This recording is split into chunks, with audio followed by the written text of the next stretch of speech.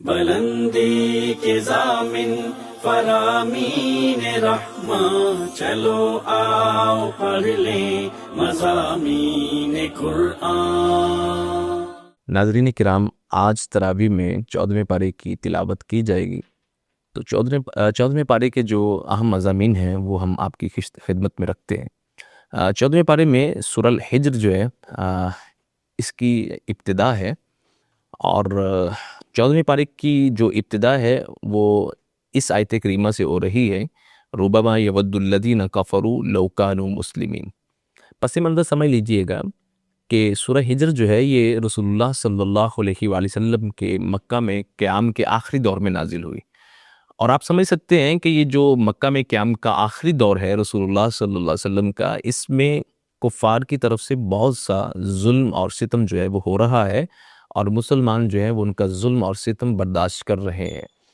تو اس اثناء میں اللہ رب العزت نے یہ سورہ الحجر جو ہے وہ نازل فرمائی ہے، اور یہ ہجر جو ہے یہ بنیادی طور پہ قوم سمود کا علاقہ ہے۔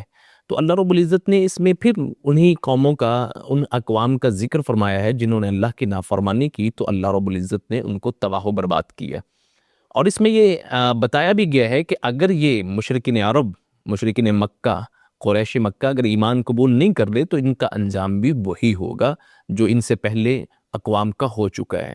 تو اللہ رب العزت فرماتے ہیں کہ ربما یود الذین کفروا لو کانوا مسلمین، بہت زیادہ پھر یہ چاہیں گے کافر جنہوں نے کفر کیا کہ کاش یہ مسلمان ہوتے، یعنی قیامت کے دن یہ اس بات کا بہت ہی خواہش کا اظہار کریں گے کاش انہوں نے اسلام جو ہے وہ قبول کیا ہوتا۔ تو اللہ فرماتے ہیں کہ ان کو چھوڑ دیجئے، کھائیں، فائدہ اٹھائیں، لہو لہب میں، آرزوؤں میں جو ہیں وہ زندہ رہیں، ان قریب یہ جان لیں گے۔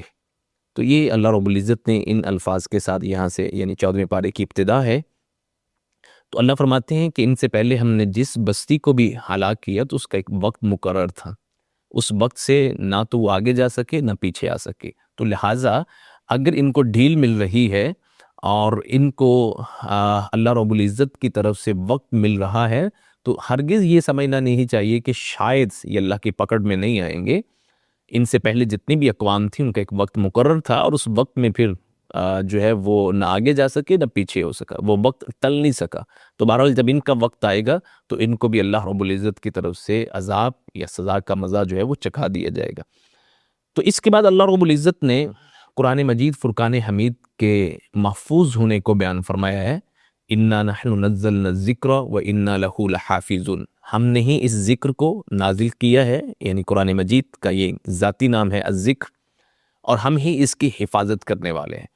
تو گویا یہ قرآن مجید فرقان حمید من جانب اللہ ایک محفوظ کتاب ہے، یعنی اس اعتبار سے کہ لوح محفوظ سے رسول اللہ صلی اللہ علیہ وآلہ وسلم کے قلب اطہر پر جو اس کا نزول ہوا ہے، بالکل محفوظ طریقے میں، راستے میں کسی شیطان یا جن کا اس میں کسی قسم کی کوئی دخل اندازی اللہ نے نہیں ہونے دی۔ اور اس کے بعد رسول اللہ صلی اللہ علیہ وآلہ وسلم نے اللہ کی طرف سے نازل ہونے والا یہ کلام من وعن، بغیر کسی تبدیلی کے خواہش نفس کو شامل کیے امت تک جو ہے وہ پہنچایا ہے، یہ اس کی حفاظت۔ اور تیسرا یہ ہے کہ امت میں آج تک اس کی ایک ایک آیت، ایک ایک حرف جو ہے یہ محفوظ ہے، اس میں کسی قسم کی تحریف جو ہے وہ ہونے نہیں پائی جس طرح کے سابقہ کتب کے ساتھ ہوا ہے۔ تو یہ اللہ رب العزت نے یہاں جو ہے وہ قرآن مجید فرقان حمید کی حفاظت کو بیان فرمایا ہے۔ اور اس کے بعد اللہ رب العزت نے انسان اور جن، ان کی تخلیق کا بیان فرمایا ہے کہ وَلَقَدْ خَلَقْنَا الْإِنسَانَ مِنْ صَلْصَالٍ مِنْ حَمَإٍ مَسْنُونٍ، کہ اللہ رب العزت فرماتے ہیں کہ بے شک ہم نے انسان کو ایک بجنے والی مٹی سے پیدا فرمایا جو کہ بدبودار اور سیاہ کیچڑ والی تھی، اور وَالْجَانَّ خَلَقْنَاهُ مِنْ قَبْلُ مِنْ نَارِ السَّمُومِ، اور ان سے پہلے جنوں کی جو تخلیق ہے اللہ فرماتے ہیں آگ کی لو سے ہم نے ان کو پیدا فرمایا۔ تو اس آیت سے جو ہے وہ یہ چیز معلوم ہوتی ہے کہ جنوں کی تخلیق جو ہے وہ انسانوں سے پہلے ہے۔ تو اس کے بعد اللہ رب العزت نے پھر حضرت آدم علیہ السلام کا اور ابلیس کا جو ہے وہ قصہ بیان فرمایا ہے. بات وہی تھی، وہ کہنے لگا کہ اس کو ایک مٹی سے پیدا کیا ہے تو میں اس کو کیسے سجدہ کر سکتا ہوں. تو اللہ رب العزت نے اس کو جنت سے دیس نکالنے کا حکم دیا اور فرمایا کہ قیامت تک تجھ پر جو ہے وہ لعنت ہے.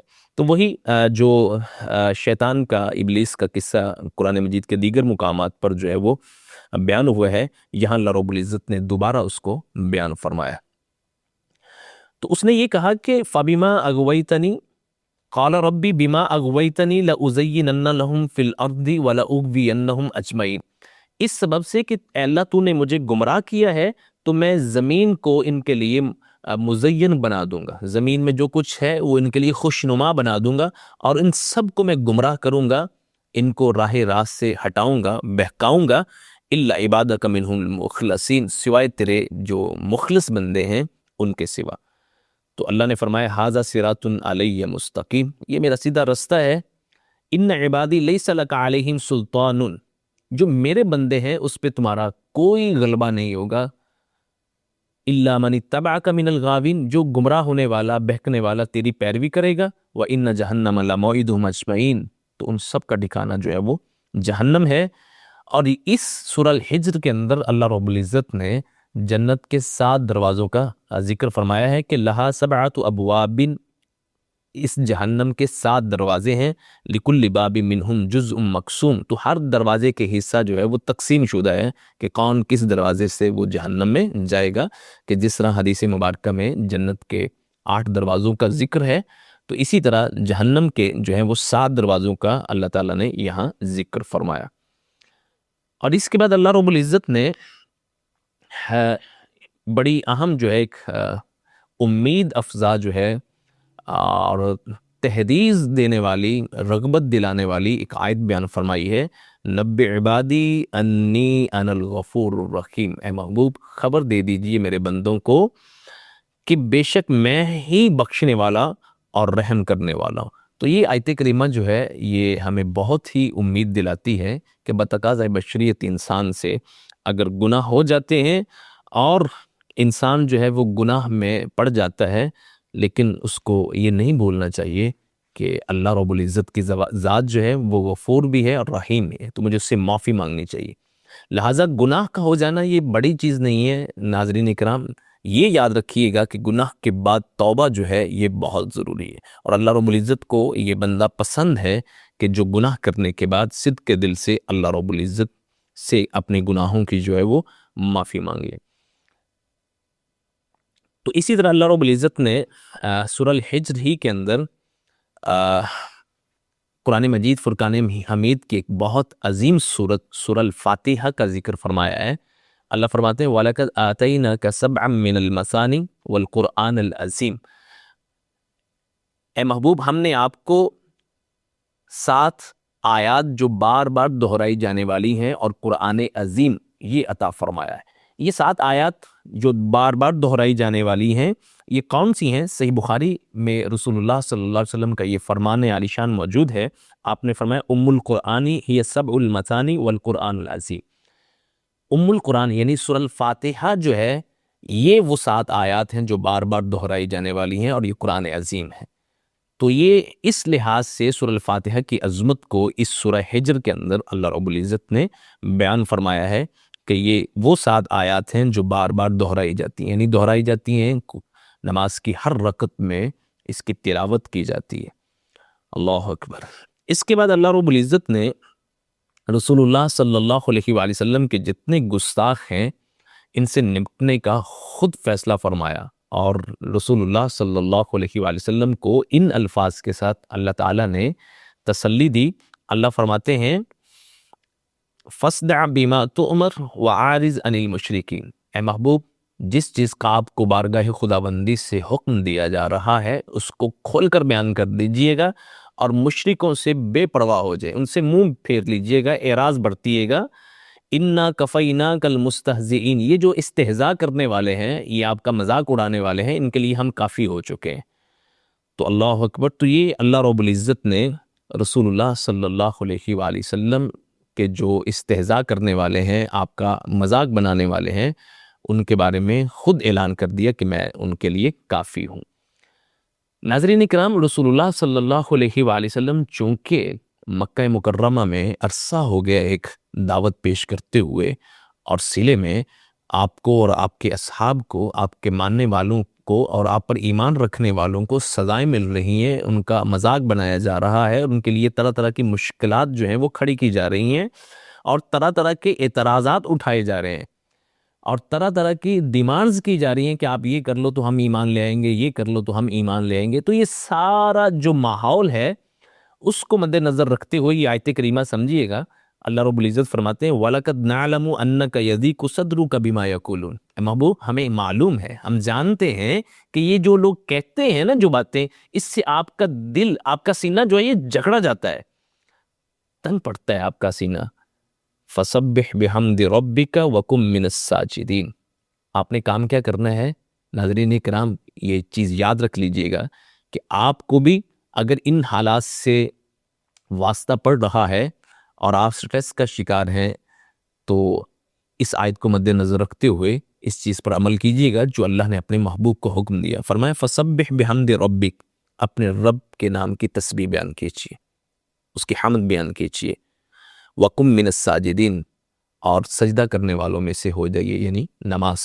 رسول اللہ صلی اللہ علیہ وسلم کے بارے میں حضرت عائشہ صدیقہ رضی اللہ تعالیٰ عنہ کا یہ فرمان موجود ہے، کانا اذا حزبہ امر صلی، جب بھی کوئی گھبراہٹ کا معاملہ آتا، پریشانی کا معاملہ آتا، تو رسول اللہ صلی اللہ علیہ وآلہ وسلم نماز ادا کیا کرتے تھے۔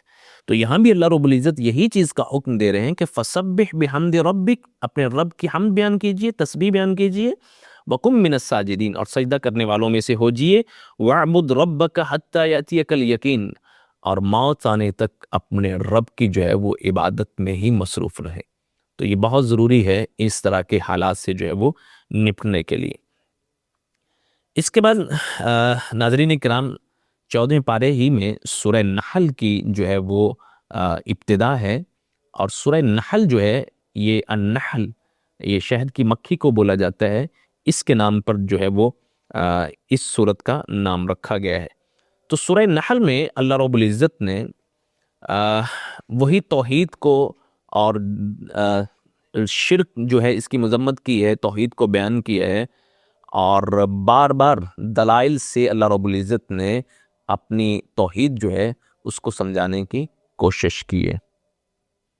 تو اس پوری صورت کے اندر بنیادی طور پر اللہ رب العزت نے اپنی تخلیق کا، مخلوقات کا ذکر کر کے اپنی توحید کی طرف جو ہے وہ دعوت دی ہے۔ اس میں اللہ رب العزت نے انسان کی نطفے سے تخلیق کا ذکر فرمایا، چوپایوں کا ذکر فرمایا کہ اس سے تم فائدے حاصل کرتے ہو، اس کو کھاتے ہو، تمہارے لیے اس میں جمال یعنی خوبصورتی بھی ہے، جب تم اس کو ریور کو چرا کر واپس گھروں کو لے کر آتے ہو تو یہ بڑا ہی خوشنما منظر جو ہے وہ تمہارے لیے، گھوڑے تمہارے لیے پیدا کیے، خچر پیدا کیے، گدھے تاکہ تم جو ہے وہ اس پر سواری کر سکتے ہو، اور یہ تمہارے لیے زینت بھی ہے۔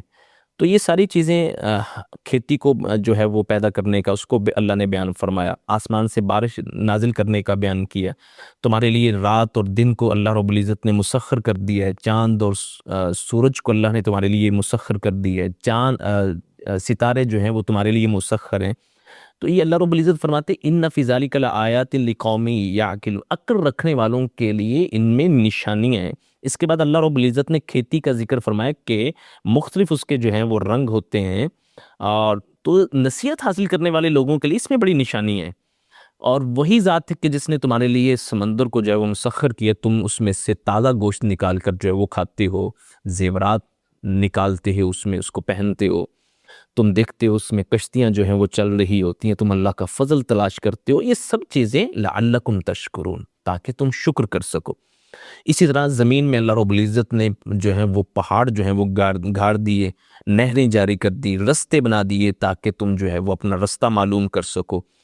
آسمان پہ جو ہیں ستارے اللہ رب العزت نے تمہارے سفر میں رستہ معلوم کرنے کے لیے وہ، یہ سب چیزیں بیان کرنے کے بعد اللہ رب العزت آپ کیسے توحید کو سمجھا رہے ہیں اور شرک کی مذمت کر رہے ہیں۔ اللہ فرماتے افمن یخلق کمن لا یخلق، کیا جو تخلیق کرنے والا ہے، پیدا کرنے والا ہے، اس کی طرح ہو سکتا ہے جو پیدا نہ کرنے والا ہو، تخلیق نہ کرنے والا ہو؟ کیا تم نصیحت حاصل نہیں کرتے؟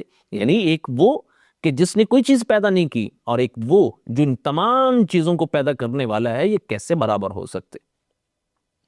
اور اس کے بعد اللہ رب العزت یہ ساری نعمتیں بیان کرنے کے بعد فرماتے ہیں وَإِن تَعُدُّوا نِعْمَةَ اللَّهِ لَا تُحْصُوهَا، اگر تم اللہ کی نعمتوں کو شمار کرنا چاہو، گننا چاہو، تو ان کا شمار تم نہیں کر سکتے۔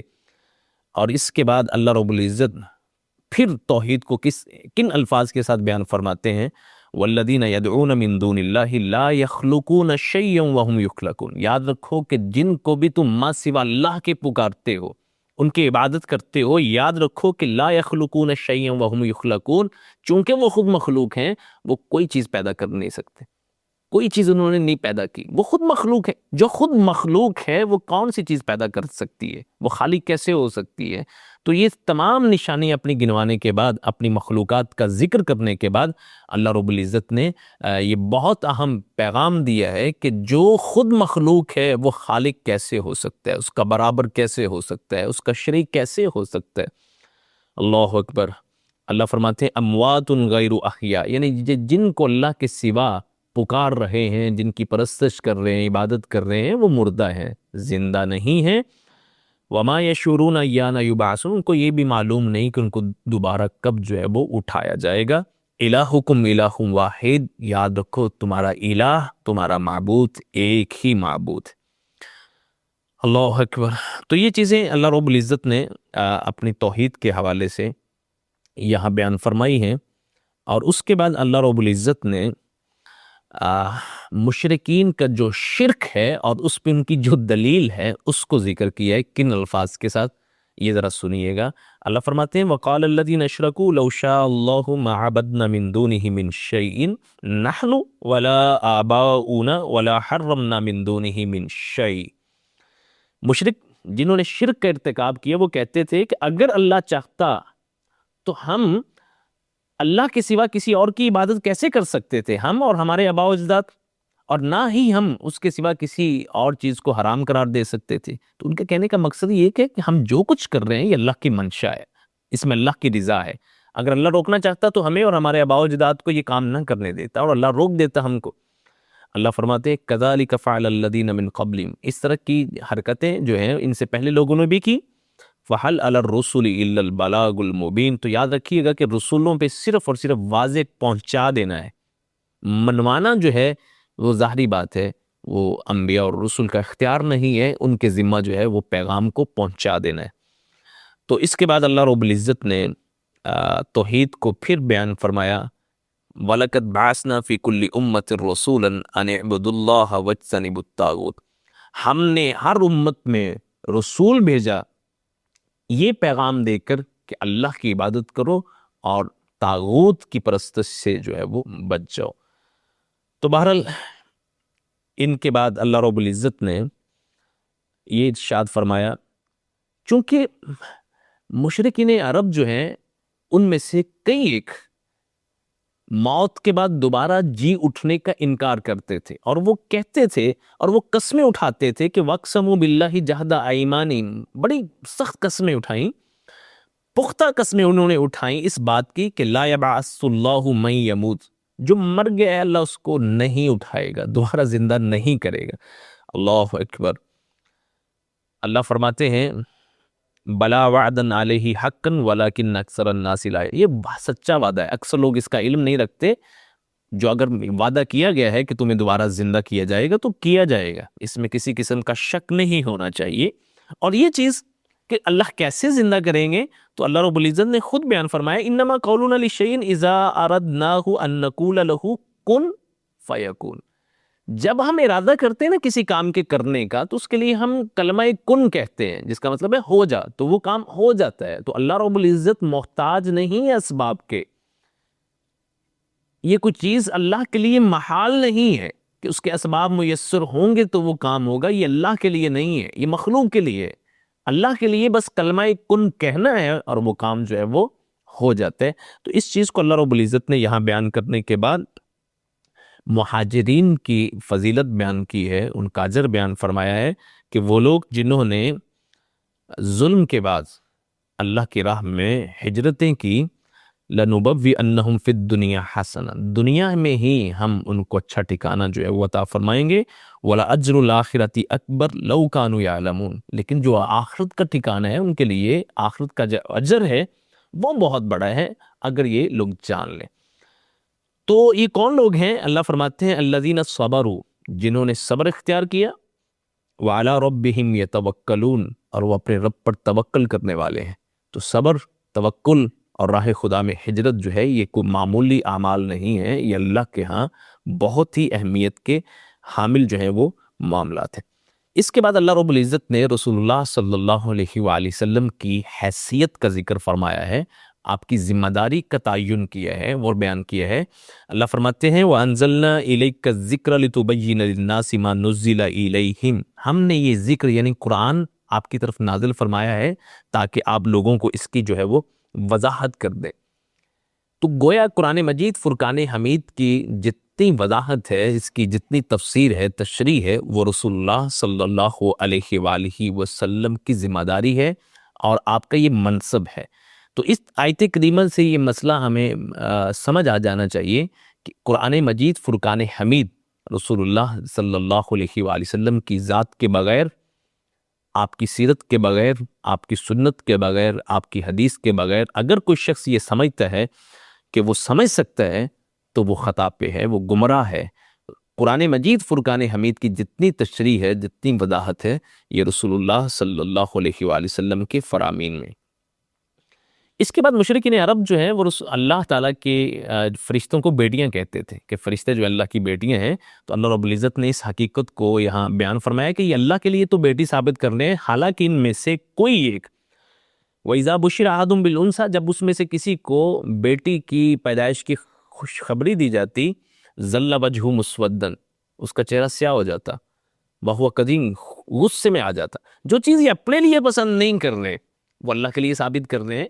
یعنی اللہ رب العزت ان کی عقل اور ان کے فہم اور ان کے تدبر کو یہاں بیان کر رہے ہیں کہ کس حد تک گئے گزرے لوگ ہیں کہ جو چیز یہ اپنے لیے پسند نہیں کر رہے وہ اللہ کے لیے ثابت کر رہے ہیں. اللہ کی تو اولاد نہیں ہو سکتی، فرشتے ہیں، یہ اس کی مخلوق ہیں، اس کی اولاد کیسے ہو سکتی ہے؟ یتوارا من القوم من سوء ما بشر. گویا اس آیت کے اندر اللہ رب العزت نے وہ جاہلیت کا ایک پورا پس منظر بیان فرما دیا. کہتا کہ جب اس کو خوشخبری، اللہ فرماتے ہیں جب اس کو خوشخبری دی جاتی نا بیٹی کی، تو وہ قوم سے چھپتا پھرتا، منہ چھپاتا پھرتا. ایمسکو علی ہون ام یدسہ فی التراب، اب وہ فیصلہ کرنے کی کیفیت میں ہوتا کیا رسوائی کو اختیار کرتے ہوئے اس بیٹی کو اپنے پاس زندہ رکھے یا اس کو زمین میں دفن کر دے. تو یہ تو جاہلیت کا ایک پس منظر تھا. تو اپنے لیے بیٹی، اس کی پیدائش وہ اپنے لیے بڑا ہی رسوا کن معاملہ سمجھتے تھے، اور اللہ کے لیے جو ہیں وہ فرشتوں کو بیٹیاں بنا رہے ہیں. تو یہ اللہ رب العزت نے یہاں بیان کرنے کے بعد دوبارہ جانوروں کا بیان فرمایا اور اپنی عظیم قدرت کا اللہ رب العزت نے یہاں بیان فرمایا. اللہ فرماتے وَإِنَّ لَكُمْ فِي الْأَنْعَامِ لَعِبْرَةً، تمہارے لیے چوپایوں میں بہت ہی عبرت ہے. نُسْقِيكُم مِّمَّا فِي بُطُونِهِ مِن بَيْنِ فَرْثٍ وَدَمٍ لَبَنًا خَالِصًا سَائِغًا لِلشَّارِبِينَ. اللہ اکبر، کمال اللہ کی قدرت ہے. فرمایا چوپایوں کے اندر تمہارے لیے بہت عبرت ہے کہ ان کے پیٹ میں خون اور گوبر کے درمیان میں سے ہم تمہیں جو ہے وہ خالص دودھ پلاتے ہیں جو کہ پینے والوں کے حلقوں سے نیچے جاتا ہے. بڑے خوش ہو کر لوگ اس کو جو ہے وہ نوش کرتے ہیں. تو اس سے بڑھ کر اللہ رب العزت کی تخلیق جو ہے اس میں بھی پھر بھی تمہیں جو ہے وہ شک ہو سکتا ہے. تو اس طرح اللہ رب العزت نے سورہ نحل کے اندر پوری کے اندر اپنی جو ہے وہ قدرت، اپنی نشانیاں جو ہے وہ ان کو بیان فرمایا. اور اس کے ساتھ ساتھ یہاں اللہ رب العزت نے شہد کی مکھی کا اور شہد کا اس کا ذکر فرمایا ہے. اللہ فرماتے ہیں کہ ہم نے شہد کی مکھی کی طرف جو ہے وہ وحی کی کہ پہاڑوں میں جو ہے وہ درختوں پہ اپنے جو ہے وہ گھر بناؤ، اور جو اللہ نے رستے مسخر کیے تمہارے لیے ان رستوں پر چل کر ہر پھل سے جو ہے وہ کھا کر جو ہے وہ تم شہد بناؤ. اور اس شہد میں اللہ رب العزت فرماتے ہیں لوگوں کے لیے شفا ہے. تو یہ اللہ رب العزت کی قدرت کا، اللہ رب العزت کی جو ہے عنایتوں کا ایک بہت بڑا اظہار ہے کہ مختلف پھلوں سے، پھولوں سے رس لینے کے بعد ایک چھوٹی سی مکھی جو ہے وہ اتنا بڑا ایک جو ہے وہ تمہارے لیے چیز تیار کر رہی ہے کہ جس میں اللہ رب العزت نے شفا رکھی ہے، جس کو ہم شہد بولتے ہیں۔ تو یہ ساری چیزیں اللہ رب العزت نے بیان فرمائی، اور اسی طرح اللہ رب العزت نے بڑے اہم احکام جو ہیں وہ اس صورت کے اندر بیان فرمائے۔